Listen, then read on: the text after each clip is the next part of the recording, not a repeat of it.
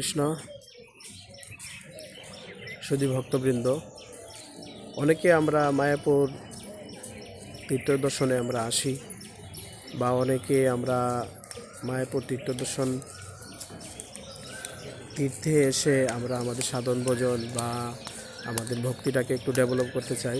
তো তাদের উদ্দেশ্যে বলতে চাই যে সাধন ভজন তো আমাদের মূল উদ্দেশ্য, কিন্তু তারপরেও কিছু বিষয় জানা থাকলে আমাদের এই সাধন ভজনটাকে আরও আমরা ভালো করতে পারি।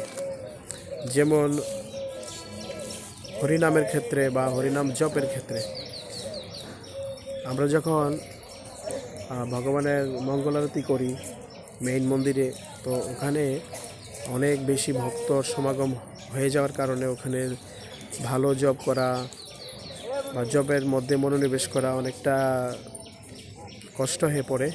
তো সেই জন্য নাম জপের জন্য সবচেয়ে ভালো প্লেস হচ্ছে, আমি মনে করি যে প্রভুপাদ পুষ্প সমাধি।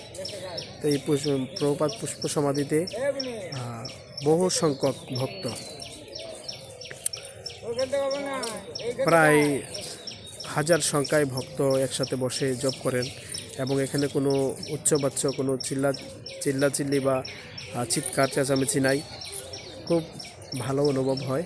তো আপনারা প্রভুপাদ যে সমাধি মন্দির, এখানে এসে মঙ্গল আরতি করে তারপর এখানে এসে জব করতে পারেন, তাহলে আশা করি আপনাদের অনেক ভালো লাগবে।